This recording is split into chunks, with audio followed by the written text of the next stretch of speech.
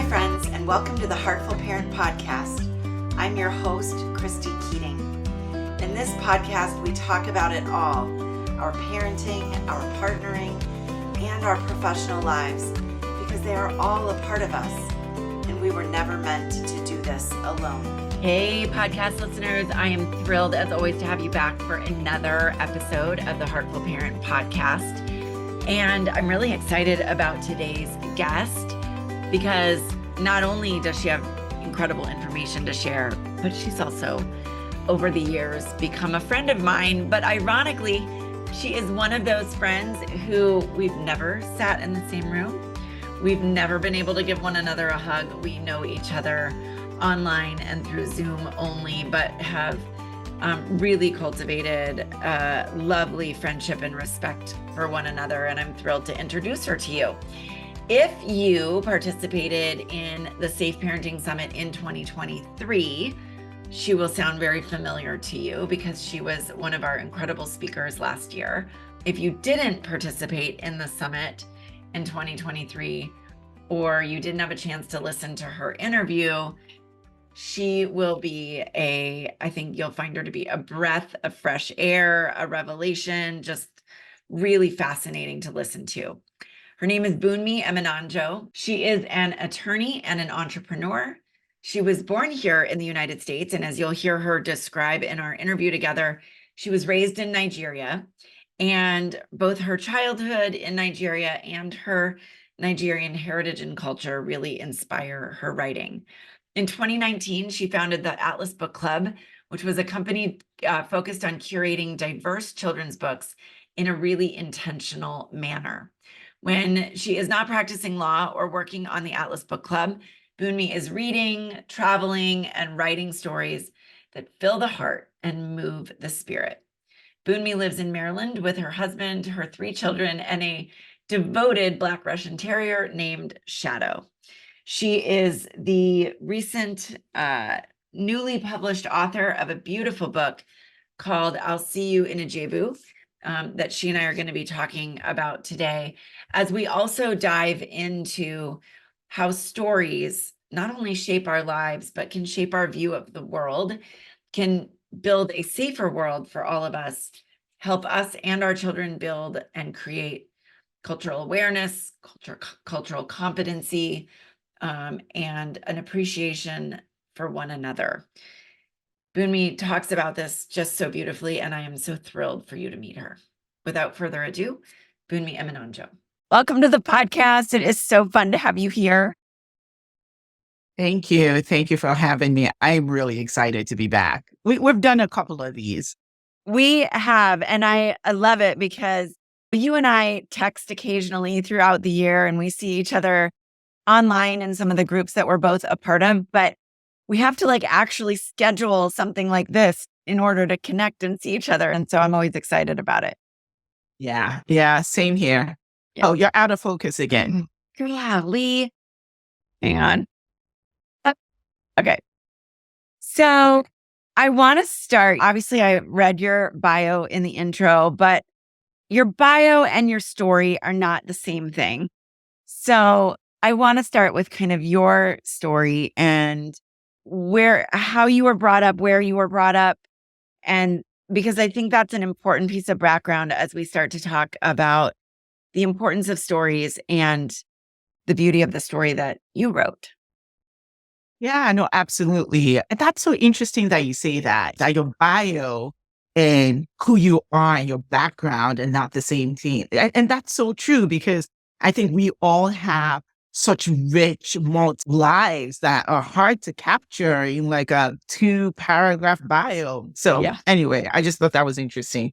Yeah, I was born here in the US. My parents moved here in the 70s to go to college. And there was this huge wave of West Africans that moved here in the 70s to pursue a higher education. And they had my older brother and I. And when I was 2 months old, I was only 2 months old when we moved back to Nigeria. And I lived in Nigeria, grew up in Nigeria, and lived there until I was 16 years old, at which point I moved back here to the US. Also, my older brother and I moved back here to the US to go to college. And even though, because I've been thinking about this lately, because this year will be 30 years that I have lived in the US. And so I have lived most of my life here in the US because I lived in Nigeria for 16 years, but I've been here for 30. But when I think about it and how my Nigerian heritage and my Nigerian culture is still very much an integral part of my life, like the DNA of our family. My husband's also Nigerian. And so even though it's really interesting, even though I've lived here longer, and the US and Maryland is definitely home, but then there's another home, right? Yeah. That's so deeply woven, yes, into my DNA scientifically, but also woven into my DNA in the sense of who I am as a person and how I see the world. Yeah. And yeah, I've been reflecting on that lately. And yeah. Yeah, I always love hearing your story because it's not one that most of us have lived. I have traveled to Africa, not to Nigeria, but to a number of other countries in Africa. And it is such a vibrant, rich continent that I mean, and this is the word that I heard somebody on the airplane say, I think when I was traveling there one time, and they said it's intoxicating.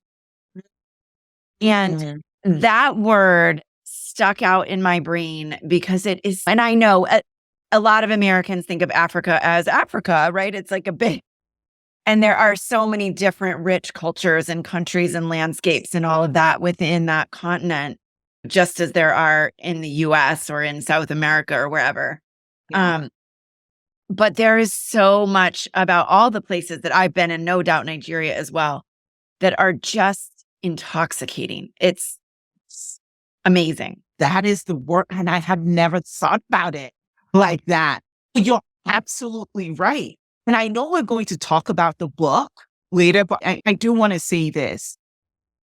When I was writing, and first of all, I can't, like, this book would not exist without Diana Ejaita, who illustrated so beautifully and so beautifully brought my words to life. Like, Yes. I can't imagine this book existing without her, right? And so when you say intoxicating, when I was writing this, I got this question when I was at the Pratt Library sometime last week, and someone said, maybe it was another event, I don't know, I've had a couple of events.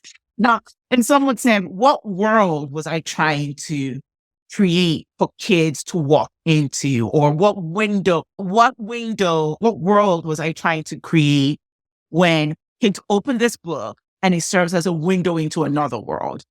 And what I was trying to create was exactly what you captured, an intoxicating world. Yeah. So the city of Lagos is intoxicating.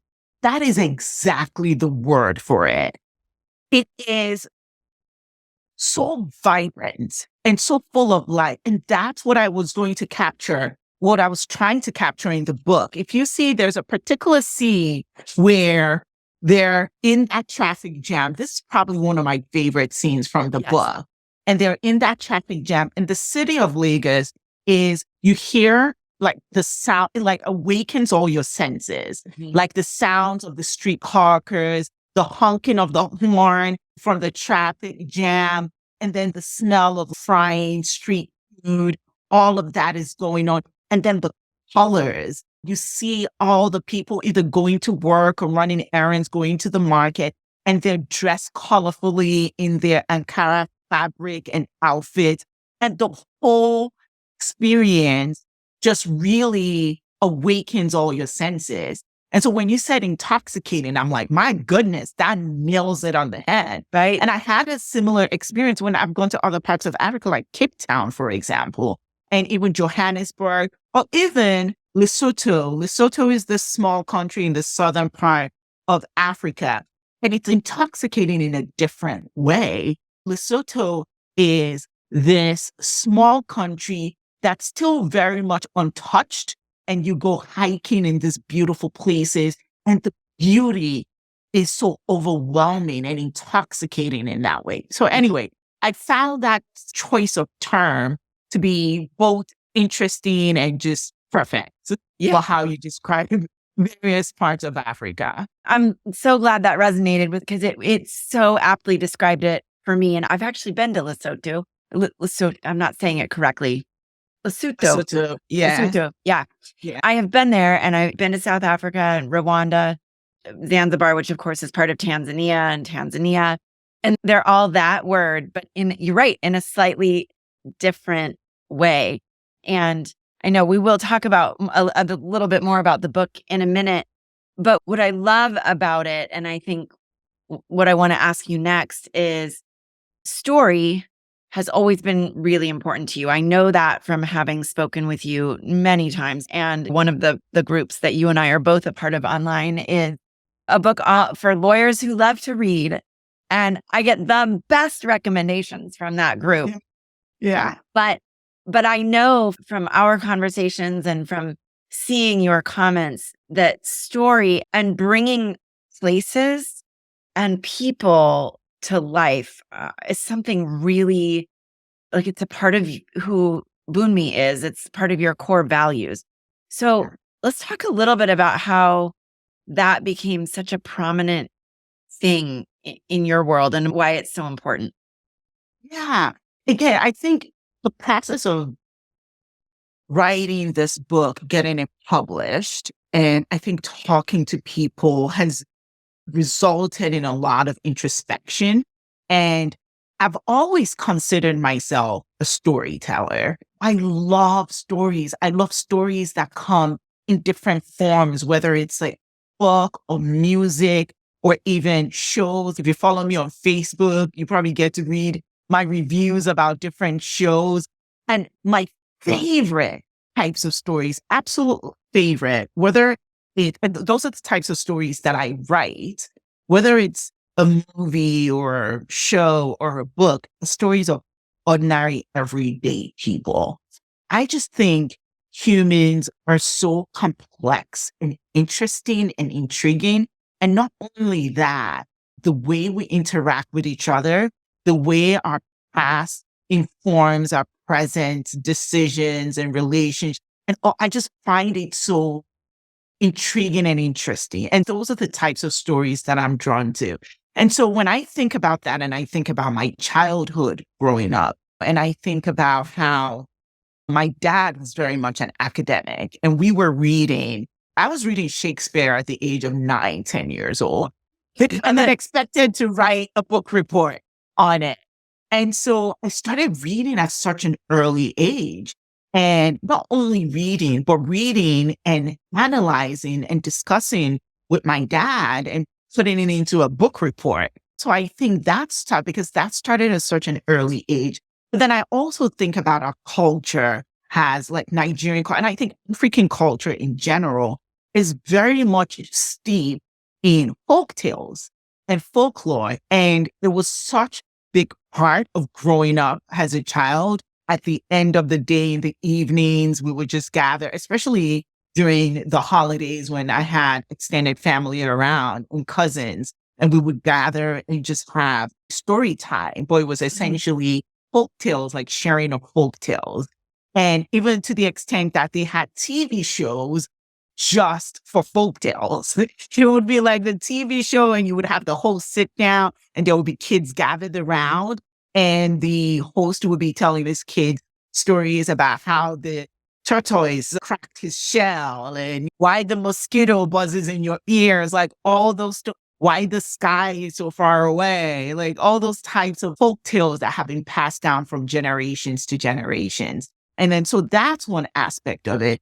But then also the way generational stories about our family and our heritage, how that gets passed down from generations to generations. And not only that, I think a big part of our culture as well is the oriki, which in the book, and the oriki is a special Yoruba greeting that encompasses who you are, but then also your heritage, right? It's a special greeting that every person has, and every family has their own special oriki that is used to just recognize you and also uplift you. And that too has generational information contained within it. Essentially, Yoruba culture, and I think it's fair to say African culture in general, there's a lot of storytelling that's baked into the very essence of who we are.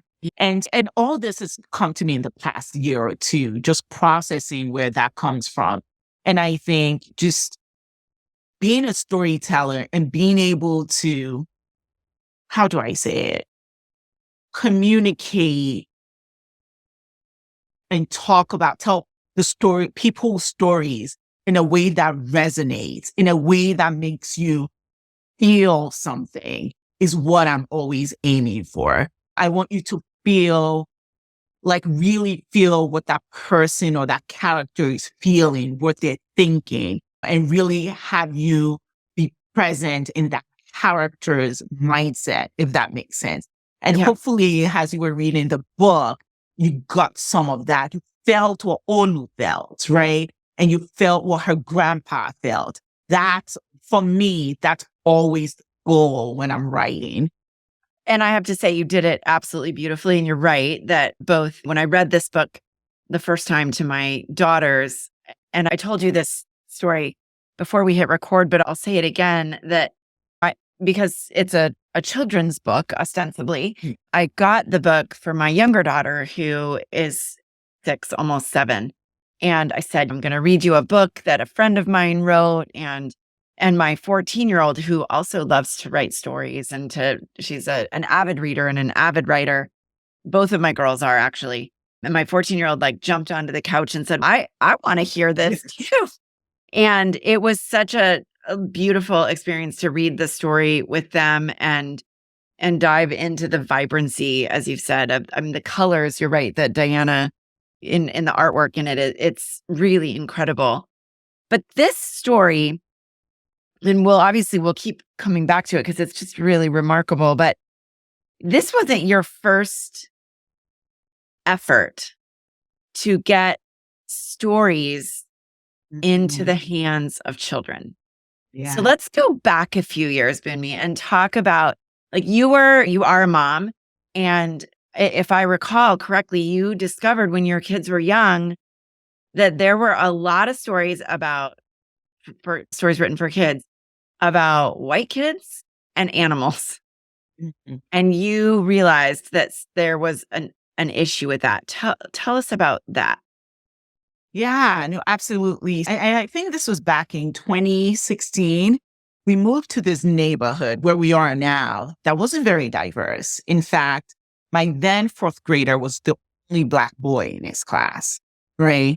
And so what quickly became evident to me was, okay, we really need to make sure that our kids are well connected to their sense of self and their heritage and know who you are, especially if you're not seeing people who look like you. It was very important to my husband and I that they remain connected to their heritage. So what we started doing is they started researching books set in different African countries and taking that book into the school and reading it as a guest reader. I started doing that. And then I formed a small book club, which we later called Atlas Book Club.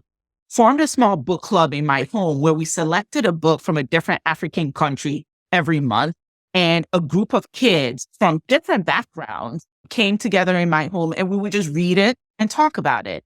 Eventually that grew into an exploration of different countries. But what became very clear when I went into the school and read to the kids, and these were elementary school kids, is that these kids, mostly white kids, were yearning for stories that were different from their own. They were yearning to learn more about other cultures, right? And I have a couple of examples where it became really clear. In fact, one kid requested 2 years later, after I read one particular book, I think it was a Nigerian folk tale, Why the Sky is Far Away or something like that. And 2 years later, he requested that I read that book again.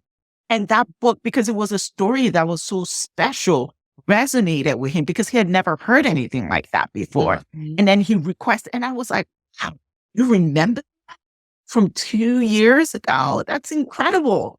And what we ended up doing was in 2019, launching this business called Atlas Book Club, where we explored a different country every month and selected a book set in that country along with educational materials to help immerse the kids in the culture of that country that we were exploring. And the mission of the company was threefold.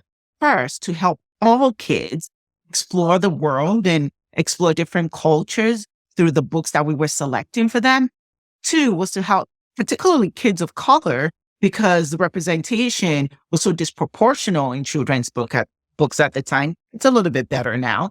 And to help them see themselves in the books that they were reading by bringing those books to their doorstep. And lastly, the third mission for Atlas Book Club was to help shatter single story narratives. And what do I mean by that? It means giving them books that show various aspects of a country or culture versus the single story narrative that exists out there based on what the media shows us, etc. So for example, let's talk about South Africa. When most people think about South Africa, they think Nelson Mandela. Yeah. They think apartheid. Yeah. So that's the single story narrative, right? But there are so many cultures, like rich cultures in South Africa, so many language, so many beautiful parts of South Africa and stories of South African people that has nothing to do with path. Of course, it all has something to do with apartheid, but you get what I'm saying. That's not the singular narrative of South African people. I want to touch on that single story narrative because when that was a phrase that I had never heard before until you and I met. And we've talked about it a number of times in various interviews that we've done. And it resonated so strongly with me because you're right that I know, having visited some of those places, travel has a way of opening your eyes, right? I knew there were other stories and other cultures, and there's so many languages, if we're just talking about South Africa, right? But I also knew that all I had ever learned about it in the US as a child growing up was really, as you said, Nelson Mandela and apartheid, right? That was the information that I had about it. And I started to realize even more and more as we were members of the Atlas Book Club for quite some time till we ran out of room on our bookshelves. That was true for me in a number of different countries. And I was pulling out some of the other books that you sent us. There was this one, The Clever Tailor, which is a story, right? That takes place in India, which is a beautiful book. And I was trying to remember this one, Angel in Beijing, which is, this is one of my daughter's very favorites and one of mine as well. But it's these stories, I brought so many of them down. This one, Looking for a Jumbie. That's one of my favorites. Yeah. Yes. Oh, it makes a smile to my face. Yeah. Yeah.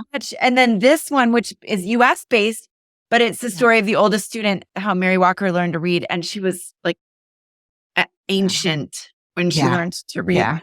Yeah. Like these stories, for me as a parent, also opened my eyes to, as you said, ordinary, average people living their lives in different parts of the world or even within different cultures here in the US. And that was and continues to be so valuable for me. And I have to tell you, Bunmi, it also has shaped the books that I pick up as an adult. That My desire to hear about other cultures and hear the narratives that give me different worldviews, right? That share that. And I hope that as my children grow, they continue to do that as well. I'd love to have you talk about, as a Black mom in the US, right? Living in a not terribly diverse neighborhood, at least, bringing these stories. What have you seen? You shared what the 3 missions were, the 3 goals of the Atlas Book Club, but on a more sort of like practical level, what have you seen or heard from customers of the impact that getting away from that single story narrative has had for them, and maybe for your own children as well. Yeah.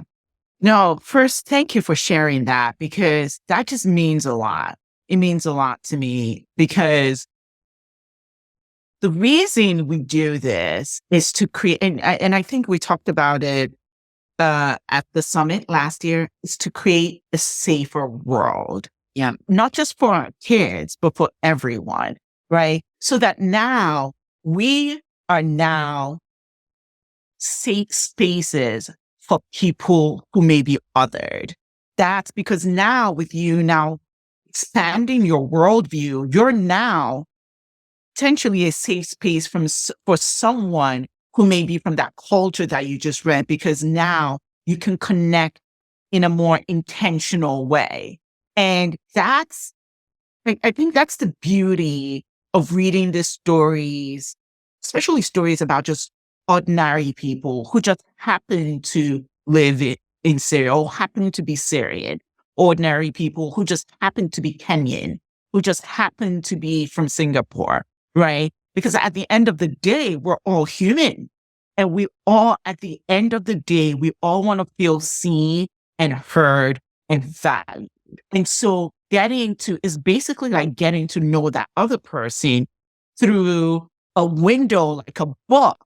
You're like, oh, I can get to know a little bit more about you through this book and understand you and understand your culture because I've read this book. And so now when you now meet someone from that culture or from that marginalized group in real life, there's a point of connection and they now feel seen. They now feel, oh, she sees me. And so I just think that's beautiful. And I just wanted to touch on that. As far as the impact, oh gosh, I still get notes from parents, even though we're not doing this anymore. And by not doing this anymore, we're not sending out the monthly boxes, but we do have an inventory of past boxes that people can purchase. We just don't advertise it. I still get notes from parents where they tell me not only has it opened up their child's worldview, but it has actually increased their child's love of reading.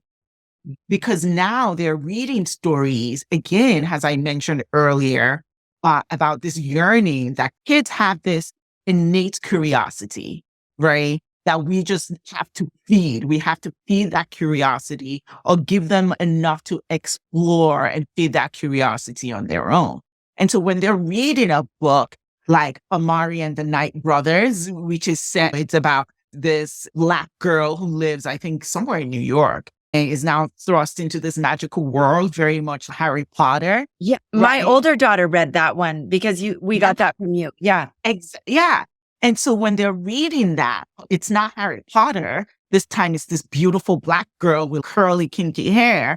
They go, oh, this is interesting. I've never seen this before, but I'm interested. And so as a result, they end up reading more books because they're reading different types of stories. They're reading stories that they can resonate with, that resonates with them, that they can relate to, but is different enough to catch their interest. So I get stories like that. I also get stories about, I think one parent told me that they received, I think it was when we were exploring Native American cultures, and as part of the note to parents, I think I put something like, there's only 1% of books published at the time was 2020 had only 1% representation as Native American stories. Yeah. And I remember she sent me this note that her daughter was like, what? That's crazy. And she said, I'm going to send this postcard to my grandma and tell her all about it.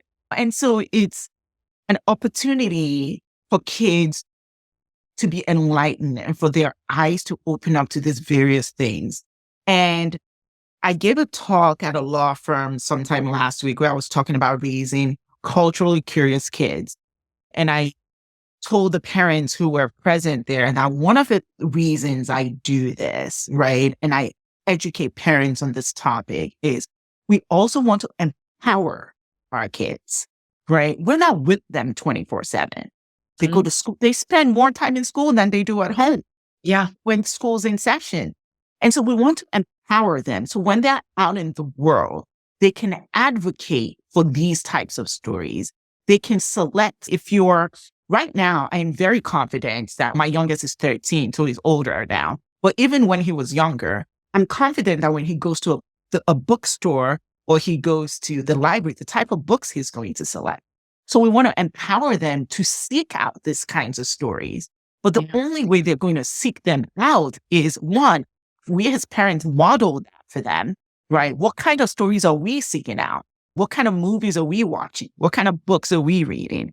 We model that for them, one. But two, we initiate them, right? Into that type of world where different kinds of books exist and different kind of people can play different kinds of characters, right? And so we've initiated them into that world. We model it for them. And by doing those things, we now empower them. So when they go to the Scholastic Book Fair and they look and they say, wait, where is the book set in India? I just read this picture book called The Clever Tailor, and I want to read more books set in India. Can you point me to it? And the librarian goes, what? We don't. Why not? Why don't you? And guess what? At that point, the librarian, if he or she are there doing their job well, which most librarians are, because librarians are my favorite people, they're amazing. They look for a book set in India for this little boy or girl, and they get in the library. Same thing with bookstores. There's so many. I could really go on that, but there's so many. Yeah. There's so much to all of this. And I think you're totally right I'm going to go back to something you said a little bit ago, because everything that you've been describing, a kid who's willing to walk into a bookstore or the Scholastic Book Fair and say, I want to read a book about India because I read this other book. That is part of building a safer world, right? For all of us. And I love that you brought that full circle, because for those who weren't a part of the Safe Parenting Summit in 2023, Bunmi was one of our speakers, because she talked about the importance of all of this in creating safety, cultural safety, right? Not just brain safety and body safety, which is, of course, a part of that, but this larger cultural safety for our kids, where, as you said, they feel seen, understood, and valued. Yeah. And I want to drill in, because this is a special time of the year. I want to drill in a little bit deeper there. Right now is Ramadan, right? And Muslims are fasting for the next, I don't know how many more days left in the Ramadan fasting period. And so here's an example of how a kid who has heard their parents talking about Ramadan at home, they maybe have read a book or two about Ramadan. And it doesn't even have to be, this can happen at first grade, kindergarten, first grade, second grade. There's no, we have to wait to a certain age, but no, right? And so what happens is, if first grader, which they all have friends, they sit at during lunchtime, they have the people they sit with. And if there's a kid who's fasting, if your child is aware and understands at an age appropriate level, they don't have to know everything, but they know that, okay, my best friend who actually just stopped by is Muslim. Her name is Adija. But let's just say Adija is also in first grade. She's not in first grade. She's in her 40s. But it's also in first grade, right? And little Katie goes, oh, I learned about Ramadan. And maybe she knows, maybe Adija, she notices Adija is not having any lunch. That if you're the only kid sitting in the lunchroom, not having lunch, you feel othered. You feel like everybody's staring at you. People are asking questions. Now, Katie can be the safe space for Adija. Hey, Adija, do you want to sit with me?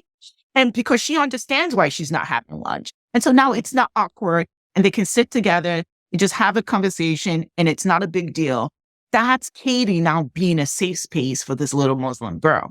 Yeah. And so I just want to, because right now we're during this period, I just wanted to use that as a good example of what that looks like. That's a beautiful example of the awareness. I know you tell a story, I've heard you tell it before, about being at work, you'll have to share the details, but being at work and having one of your coworkers know enough about Nigerian culture and Nigerian names to ask Yeah. you what tribe you were from, if I'm remembering the story right. Ah, yes. Yes.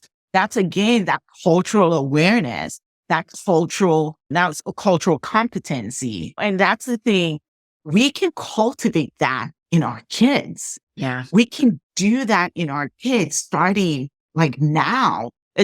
Don't think because your kids are like teenagers, it's too late. I know I have 3 teenagers and Never yeah, too late. Never too late. yeah, but you can start now and start doing things to help build that. But yeah, I think that's an easy entry into connecting with someone. Yeah. I think enough about Nigerian culture. And that's not to say every culture has names that have meanings, but most do, right? And so even enough about that country or that culture is entering into that conversation with a respectful curiosity because you've done your part. Your new coworker is we'll just stick with Nigerian. Your new coworker is Nigerian. She starts on Monday. You already know this. Or even if just seeing the name, you can Google it and see where is this person from. And then by Googling it, you can already tell whether the name is Yoruba, Igbo, or Hausa. Those are the 3 main languages in Nigeria, even though we have many more. And then you can enter that conversation on Monday morning with a level of respectful curiosity. Hi, Bunmi, how are you? It's very nice to meet you. And delve into that. If it happens organically. Oh, I noticed your name is Bunmi, and that's a Yoruba name, isn't it? Or something like that. And it just shows, oh, I care enough to have done some research. I see you. And we can teach our kids, like every child is different and has different levels at which they can engage depending on their age. But we can teach them little things like that to help build their confidence and help cultivate that cultural competency so that they can start practicing those skills now. Yeah, I love it. I want to bring this full circle and bring it back to this beautiful book that you wrote, which I know I brought so many books to our conversation, but I got to find it. Here it is, right here. We've talked a little bit about the vibrancy and the artwork and the heart that you put into this, but let's talk about when you started Atlas Book Club, the dream was always to actually not just send out books written by other authors, but to actually be an author yourself, which you now are. Talk a little bit about the story that you wove in for readers in this book and why it was important for you to tell it. Yeah. So it's always been my dream since I was a kid to be an author. So it's just really special to see this book out in the world now and see how it's resonating with people. Story is based on my childhood growing up in a multicultural, multi-faith family. I grew up Catholic and my mom was born into a Muslim family and my grandparents and my extended family are Muslim. But every year we visited them in Ijebu. Ijebu is the small town in the southwestern part of Nigeria. We grew up in Lagos.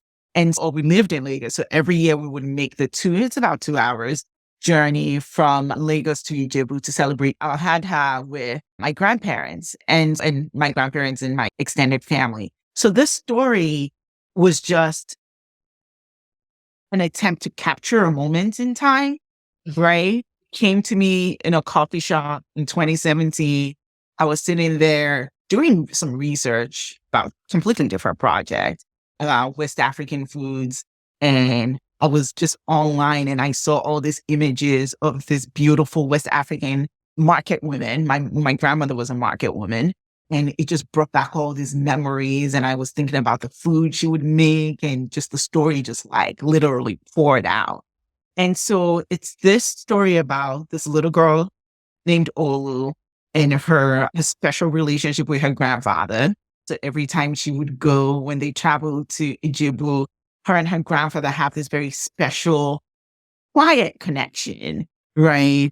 And it's the story of that a road trip, first of all, road trip to Ijebu, but then also capturing, festivities with family and the joy that spending with family brings, whether it's the food, the teasing, the playing with cousins. That happens in different families, whether it's Eid, as it is here, or Christmas, or Hanukkah, or Diwali, or Thanksgiving. Most families have that very special time in the year when they gather and all that, what I called, I think, happy chaos. Yeah. And so that's the meat of it. Then it's also comparison of the city of Lagos and Ijebu. Lagos is like this big city, very vibrant and very alive and intoxicating, as we talked about. And then Ijebu is this quiet, small town where it's all about like simple pleasures, such as like plucking mangoes off trees and just spending time with family. And so I wanted to bring all that alive in the story. I'm just I know some people will be watching this interview on YouTube, and this is one of my favorite pictures. Yeah. Which is once they arrive in Ijebu with just everybody, like it's all the family around it. Yeah. And I told you this as well, but after I read this book to both of my daughters, it opened up these really lovely conversations, which I think go back to that idea that you were talking about of building a safer world, because we're seeing the similarities because we're all human, and that cultural competency piece as well, because my daughters and I sat on the couch, and actually my husband was not sitting with us, but he was there talking with us as well. And we were talking about just what you said about the gatherings that we have in our family, not for Eid, but for other celebrations, and the similarities in with everybody preparing the food together and gathering around the table, and just this, it was a really lovely way for my girls to see themselves in this story, and then realize again that sort of idea that we really are more alike than we are different. Yeah. Absolutely. Yeah. Absolutely. Yeah. We are more alike than we're different. And that is probably the biggest lesson I have learned from creating Atlas Book Club. Because as I read hundreds, for every book that was sent out that you all get, I read 4 or 5. Yes, I remember you said. Yeah. And so I've read hundreds of books for Atlas Book Club over the past, I did it for 3 years. And that's the number one thing I learned. We are more alike and we're different. At the end of the day, we just want to be loved. We want to connect with people. We want to love each other. And so when kids or anyone really can see that mirrored in a book, it always resonates. And that's what happens in this book. And I think I had a friend call me, not even one, I had several friends call me in tears because they were reminded of the special relationship they had with their grandparents or with a parent that passed away. One of my friends called me. She texted me. She said, I can't talk right now, because I called her. She got an advance copy. That's what it was. She got an advance copy, and I called her to see what she thought. And she said, I can't talk right now because I'm over here. Because her dad had passed away not too long ago. And so it is that idea that we have this deep heart connections with people, no matter who you are, where you're from. We all have that. And we have the people in our lives that are very special to us, same way Baba is special to Olu.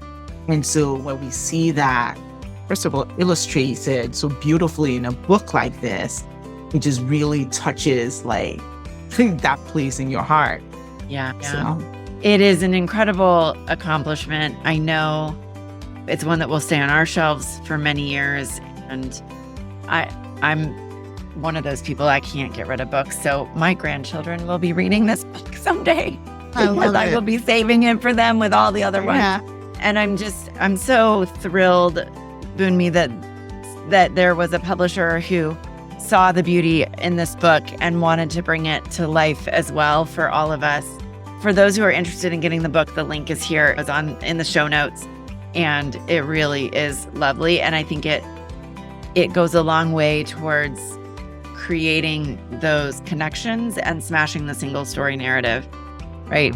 Bunmi, thank you for this book. Thank you for your wisdom, and thank you for your friendship. I love every time that we get to connect, and I'm so thrilled to have you on the podcast.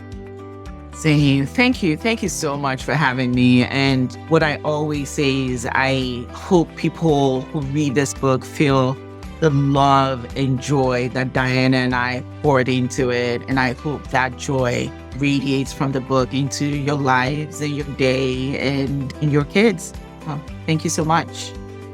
Thank you. All right. Thank you, everyone, for joining me on this episode of the Heartful Parent Podcast, where we talked about books and stories and, growing up in other places and sort of smashing that single story narrative. And the beautiful book, I'll See You in Ijebu, which was written by Bunmi and illustrated so beautifully by Diana Ajaita. It is a lovely book. I hope that you will each get yourself a copy for your own children or for other children in your world, and share just the vibrancy of the story.